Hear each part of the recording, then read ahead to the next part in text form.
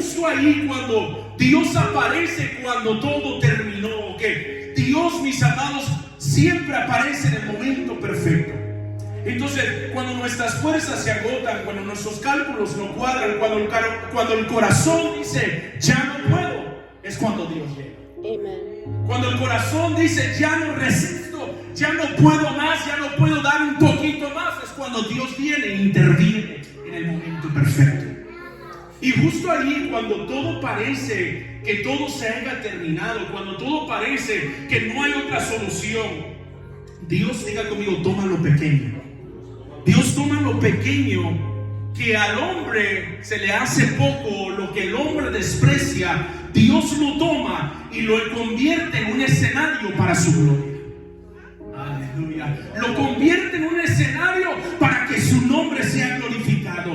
Y en esta historia que quiero compartirles el día de hoy, había una mujer. La Biblia dice que era una mujer ya cansada, una mujer viuda, una madre viuda, una mujer, mis amados, que estaba viviendo un momento un poco difícil. La Biblia lo dice en Primera de Reyes, capítulo 17, del versículo 1 hacia adelante, que relata la historia de esta mujer, una mujer cansada, que solamente en sus manos tenía un puñado de harina, pero en su corazón tenía ya su decisión hecha. La Biblia dice que en su corazón ya estaba determinada de que esta mujer lo único que iba a hacer es tomar lo poco que ella tenía. Y dice la palabra de que ella dijo: tomaré lo poco de aceite que tengo y la poca harina que yo tenga, y yo y mi hijo comeremos y moriremos. Entonces su decisión ya estaba finalizado. Pero diga conmigo, Dios tenía otro plan.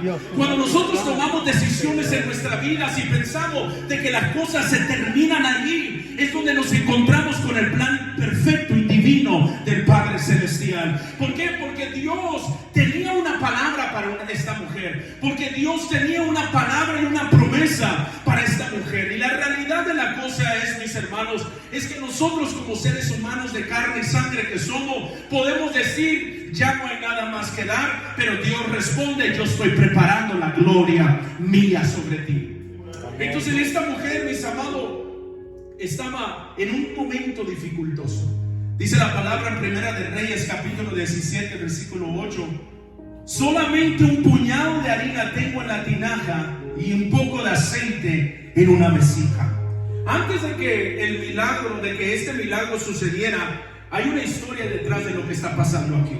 Dice la palabra del Señor que Israel vivía en un tiempo de sequía. Vivía en un tiempo donde Elías había declarado una palabra de juicio. Una palabra donde el cielo se había cerrado por completo. La palabra del Señor nos enseña en Primera de Reyes 17 cómo es que la palabra dice: entonces Elías dijo: acá vive Jehová Dios de Israel, en cuya presencia estoy, que no habrá lluvia ni rocío en estos años, sino por mi palabra. Entonces el gran problema que nosotros podemos ver de esto es de que había una sequía. La palabra de Dios dice de que era un momento en el cual Israel no iba a recibir lluvia, no iba a recibir de parte del Señor, que el cielo se había cerrado. Y en nuestra humanidad podemos entender que no iba a haber lluvia física. Pero mira esto, la sequía en ese tiempo no solamente era una sequía natural, sino era una sequía espiritual. En la sequía del momento de Elías y el momento de Israel era una sequía, mis amados, espiritual. ¿Por qué? Porque cuando el pueblo de Dios se aleja del altar, el cielo se cierra.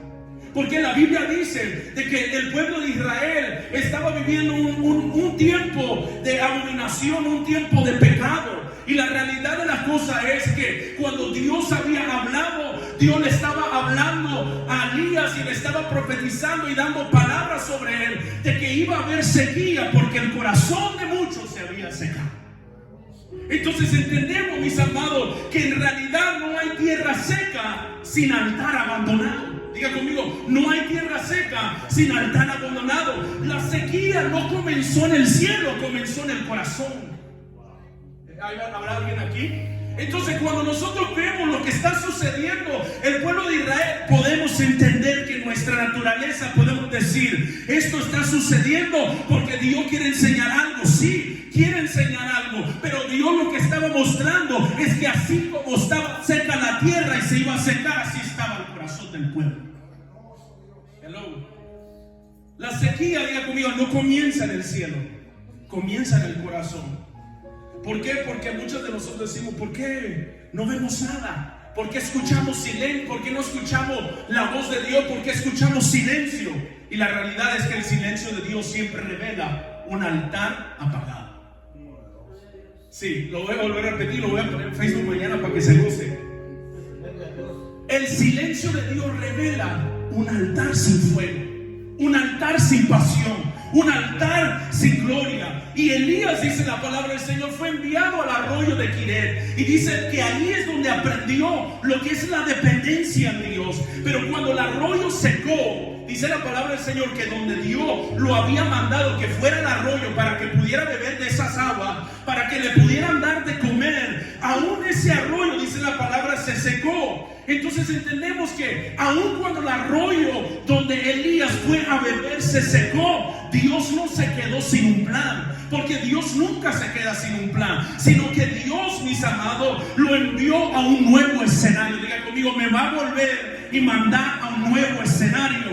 ¿Por qué? Porque la realidad es que en nuestra vida podemos ver sequía, y puede ser que lo que antes nos proveía ya no está proveyendo, o lo que antes nos daba ya no está dando. Pero no es que no va a dar aquí, es que Dios te va a llevar a un nuevo escenario, a un nuevo lugar de provisión, a un nuevo lugar de gloria. Aunque aquí ya no esté